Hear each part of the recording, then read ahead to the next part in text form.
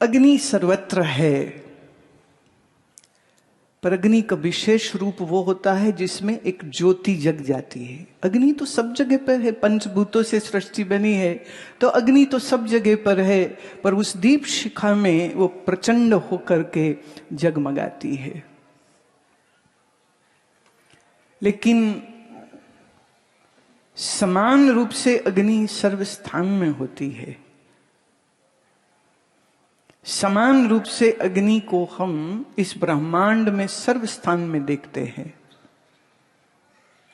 और ये अग्नि तत्व जल में भी है, यह अग्नि तत्व वायु में भी है, यह अग्नि तत्व पृथ्वी में भी है।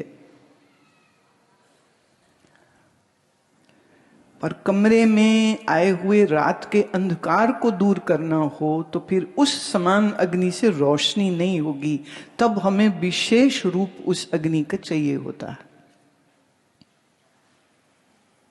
इसी तरह से परब्रह्म सर्वत्र है, व्यापक है, अपरिच्छिन्न है, असीमित है, अदेशी अकाली वस्तु है।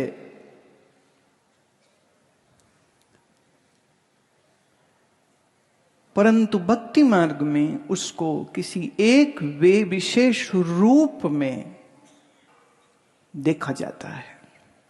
वो श्री हरि विष्णु हो, श्री कृष्ण हो, अब अवतार तो सारे ही विष्णु के ही हैं, चाहे नरसिंह हो, कि श्री राम हो, कि श्री कृष्ण हो, कि परशुराम हो, कि मत्स्य हो, कि कूर्म हो, ये तो सारे उसी के अवतार मानते हैं विष्णु पुराण के अनुसार, श्रीमद् भागवत पुराण के अनुसार। पर आप इस बात से भी अपरिचित न रहिएगा कि उत्तर मीमांसा के तमाम सूत्रों और ग्रंथों में ना नाम विष्णु का है, ना नाम शिव का है, ना नाम दुर्गा का है ही नहीं नाम वहां पर। वहां परमात्मा को तत्व स्वरूप से इस अपौरुषेय वेद की वाणी उसको अरूप, अशब्द, अस्पर्श, अगंध और मन से परे और बुद्धि से परे कहती है। वेदांत एक ऐसा विषय है जिसको कोई त्याग ही नहीं सका है, ना भक्ति मार्ग वाले, चाहे वो द्वैत मार्गी हो, विशिष्ट अद्वैत वेदांती हो, द्वैताद्वैत वाले हो, वेदांत तो उनको रखना ही पड़ा। उसको कैसे हटा देंगे? एक ने कहा भले जीव ब्रह्म स्वरूप है, पर जीव और ईश्वर में एक भेद बना रहता है। फिर दूसरे ने कहा कि जीव विद्या विशिष्ट चैतन्य है और ईश्वर माया विशिष्ट चैतन्य है।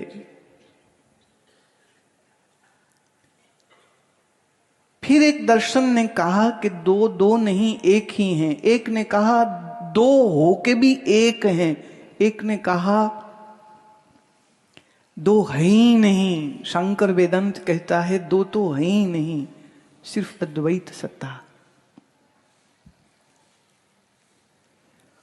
पर अद्वैत को समझने के लिए जितनी तीक्ष्ण बुद्धि और जितना शुद्ध अंतःकरण चाहिए, जब उसका अभाव होता है तब ये बड़ी मुश्किल बात लगती है।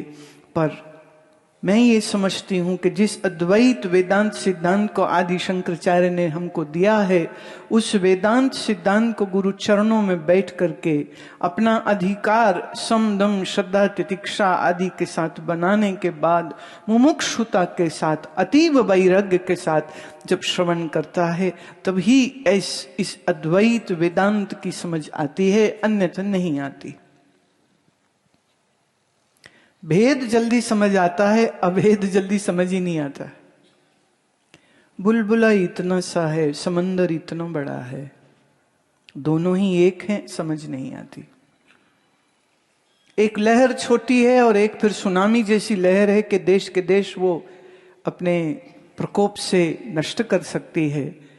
तो दोनों लहरें ही एक हैं, ये भी जल्दी की ये समझ नहीं आती। क्योंकि अब यहाँ अब आप पुरी में हैं तो यहाँ के समंदर की लहरों से आप खेलते हैं, उसमें स्नान करते हैं। कई लोग जो तैरना जानते हैं वो तैरते हैं, जो तैरना नहीं जानते और डरते हैं वो किनारे बैठ करके देखते हैं। लेकिन अगर तुम कहो कि वो जो छोटी लहर और वो बड़ी और बड़ी और बड़ी और सुनामी जैसी 600 फुट ऊंची जाने वाली लहर में जल एक ही है, इससे कौन इनकार कर सकता है? तो बिल्कुल तर्क युक्त है, न्याय युक्त है। पर फिर यह भी बात सत्य है कि एक छोटी सी बूंद जल की हो तो तुम्हारी प्यास नहीं बुझा सकती। स्नान तो तुम क्या ही करोगे, उसके लिए बड़ा सा जल का हमको स्रोत चाहिए, वो तालाब हो, वो नदी हो, वो झरना हो, वो सागर हो, वो कोई कुंड हो कि स्विमिंग पूल हो, तो वहां बहुत बड़ा चाहिए।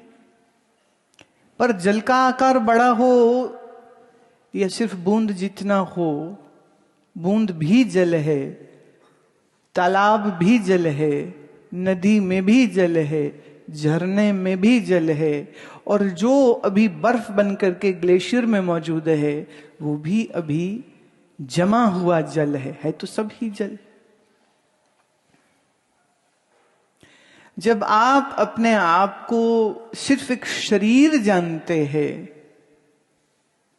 तो ईश्वर निश्चित आपको अपने से भिन्न और अलग और पता नहीं कहां है और क्या है और कैसा है। श्री वेद व्यास भगवान ने वेदांत की बात को ही सरलीकरण करके कथाओं का रूप दे करके 18 पुराण हमको दिए हैं। पर बहुत से मनुष्यों का ये कहना है पुराण हम कहते ही उसको है जो बहुत पुरातन होते हैं, असल में वो भी कोई नए नहीं है। पर श्री वेद व्यास जी ने इनको पुनः प्रस्तुतिकरण किया है, कथा के माध्यम से समझाया जा रहा है उसी अद्वैत वेदांत सिद्धांत को। जब हम एक शरीर स्वयं को मानते जानते हैं तो परमात्मा, अब आम मन की धारणा क्या है, तो वहां है, कहाँ है, बोले वहां है। किसी के लिए साकेत लोक है, किसी के लिए गोलोक है, किसी के लिए वो शिवलोक है, किसी के लिए वो ब्रह्मलोक है। और यह बात मैंने पहले भी कही थी कि